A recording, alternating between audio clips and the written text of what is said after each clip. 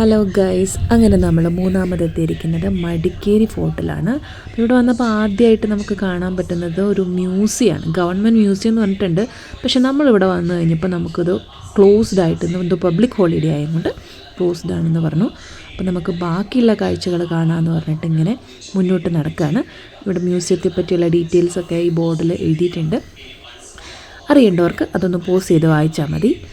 അതിൻ്റെ മുകളിലായിട്ടൊരു ക്ലോക്ക് ടവറാണത്. അതിനകത്ത് ബാറ്ററി ഒന്നുമില്ല, സമയമൊന്നും അറിയാൻ പറ്റില്ല, ജസ്റ്റ് കാണാം.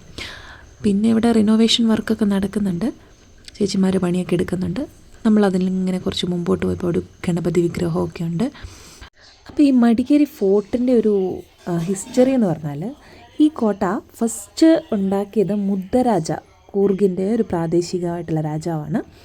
17-ാം നൂറ്റാണ്ടിൽ മണ്ണുകൊണ്ടാണ് അന്നത് നിർമ്മിച്ചത്.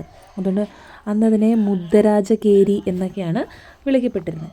അതാണ് പിന്നീട് മടിക്കേരി എന്നുള്ള പേരൊക്കെ അതിൽ നിന്നൊക്കെയാണ് വന്നിട്ടുള്ളത്. ഇവിടെ ഇതാ ഒരു ടെമ്പിളുണ്ട്. അപ്പോൾ ഈ ടെമ്പിളിൻ്റെ ചുറ്റുമായിട്ട് കുറേ സ്റ്റാച്യൂസൊക്കെ ഇങ്ങനെ വെച്ചിട്ടുണ്ട്. അവരുടെ ഉത്സവം അങ്ങനെ എന്തിനൊക്കെ ഉപയോഗിക്കാനായിരിക്കണം ഉണ്ടാക്കിയിട്ടുള്ളത്. ടിപ്പു സുൽത്താൻ്റെയൊക്കെ സമയത്ത് പിന്നീട് ഈ കോട്ട വീണ്ടും അവർ പിടിച്ചെടുത്തിട്ട് കല്ലുകൊണ്ടൊക്കെ അത് വീണ്ടും റിനോവേറ്റ് ചെയ്തു. എന്നിട്ട് അതിൻ്റെ പേരൊക്കെ മാറ്റി ജഫാറാബാദ് എന്നുള്ള പേരൊക്കെ നൽകി.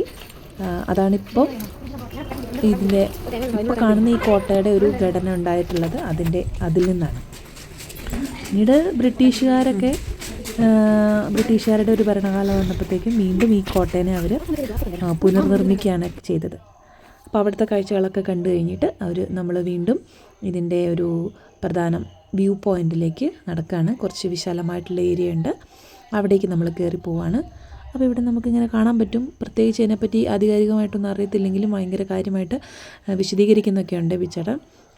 പിള്ളേരപ്പോൾ അതിൻ്റെ ഉള്ളിൽ കയറിയൊക്കെ നോക്കുന്നുണ്ട് എന്തായ സംഗതി എന്നൊക്കെ അറിയാൻ വേണ്ടിയിട്ട്. അപ്പോൾ ഭടന്മാർ നിന്നാന്നൊക്കെയാണ് അവരോട് പറഞ്ഞു കൊടുത്തത്.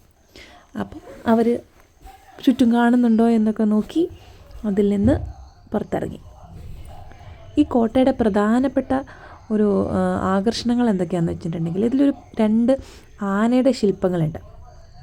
ഈ ഫോർട്ടിൻ്റെ പ്രധാനപ്പെട്ട ഒരു ഭാഗത്തായിട്ട് 2 ആനയുടെ ശില്പങ്ങളുണ്ട്. അതാണ് നമ്മൾ ഇവിടുന്ന് കാണുന്നത്. ഇത് ഈ കാണുന്ന 2 ആനകളാണ്. പിന്നെ ഒരു ഓൾഡ് പാലസ് ഉണ്ട്, അതിനെ ഇപ്പോഴത്തെ ഒരു സർക്കാർ ഓഫീസായിട്ട് മാറിയിട്ടുണ്ട്. പിന്നെ ഒരു ചെറിയൊരു പള്ളിയുണ്ട്, സെൻറ്റ് മേരീസ് ചർച്ച് എന്നാണ് പറയുന്നത്. പക്ഷേ അതാണ് നമുക്കിപ്പോൾ മ്യൂസിയമായിട്ട് മാറിയിട്ടുള്ളത്. ഈ മ്യൂസിയത്തിൻ്റെ ഉള്ളിൽ കൊടകിൻ്റെ പാരമ്പര്യം, ആയുധങ്ങൾ, ചിത്രങ്ങൾ, പുരാതന വസ്തുക്കൾ ഇതൊക്കെ കാണാൻ പറ്റുമെന്നാണ് പറഞ്ഞിട്ടുള്ളത്. പിന്നെ ഇതിൻ്റെ ഇങ്ങനെ ഇവിടെ നിന്ന് കഴിഞ്ഞിട്ടുണ്ടെങ്കിൽ നമുക്ക് കൊടകിൻ്റെ പ്രധാനപ്പെട്ട ഭാഗങ്ങളൊക്കെ നമുക്ക് കാണാൻ പറ്റും. ഒരു വ്യൂ പോയിൻ്റ് ഇവിടെയുണ്ട്. ചെറിയ ഒരു രീതിയിൽ നമുക്ക് ഈ കൊടകിൻ്റെ ഭാഗങ്ങളൊക്കെ കാണാൻ പറ്റും. അതാണ് മറ്റൊരു പ്രത്യേകത. ഇവിടെ ഒരു എലഫൻറ്റ് സ്റ്റാച്ചു ഉണ്ടാക്കിയതിനെ പറ്റിയുള്ള കാര്യങ്ങളൊക്കെ ഡീറ്റെയിൽ ആയിട്ട് ഇതിൽ കൊടുത്തിട്ടുണ്ട്. പോസ് ചെയ്ത് വായിക്കുക, കൂടുതൽ ചരിത്രങ്ങളൊക്കെ അറിയാനുള്ളത്. ഇപ്പോൾ കാണുന്നത് മ്യൂസിയത്തിൻ്റെ ഭാഗമായിട്ട് മ്യൂസിയത്തിൽ ഉള്ള ഓരോരോ കല്ലുകളൊക്കെ അതിനെപ്പറ്റിയുള്ള ഡീറ്റെയിലൊക്കെയാണ് അതിനകത്ത് എഴുതി വെച്ചിട്ടുള്ളത്. പക്ഷെ നമുക്ക് അതൊന്നും കാണാൻ പറ്റിയിട്ടില്ല, കാരണം അത് ഓപ്പൺ അല്ലാത്തതുകൊണ്ട് പുറമേ നിന്നുള്ളൊരു വ്യൂ മാത്രമേ കിട്ടിയിട്ടുള്ളൂ. അപ്പം ഇപ്പോൾ അവിടെ പണി നടന്നുകൊണ്ടിരിക്കുന്നുണ്ട്. പണി നടന്നു കഴിഞ്ഞിട്ടുണ്ടെങ്കിൽ, അതിൻ്റെ പണി പൂർത്തിയായി കഴിഞ്ഞിട്ടുണ്ടെങ്കിൽ അതിൻ്റെ ഉള്ളിലൊക്കെ കയറി കാണാൻ പറ്റുന്നതാണ്. മ്യൂസിയം ഓപ്പൺ ആയിട്ടുണ്ടെങ്കിൽ അതിൻ്റെ ഉള്ളിൽ നമുക്ക് കയറാൻ പറ്റും. അപ്പം മടിക്കേരി ഭാഗത്തേക്ക്, കൊടകിലേക്കൊക്കെ വരുന്നവർ ഈ മടിക്കേരി ഫോർട്ടിലേക്കൊക്കെ പോവുക, അവിടെയുള്ള കാഴ്ചകളും എൻജോയ് ചെയ്യാം. ഇവിടെ എൻട്രൻസ് ഫീയും കാര്യങ്ങളൊന്നുമില്ല.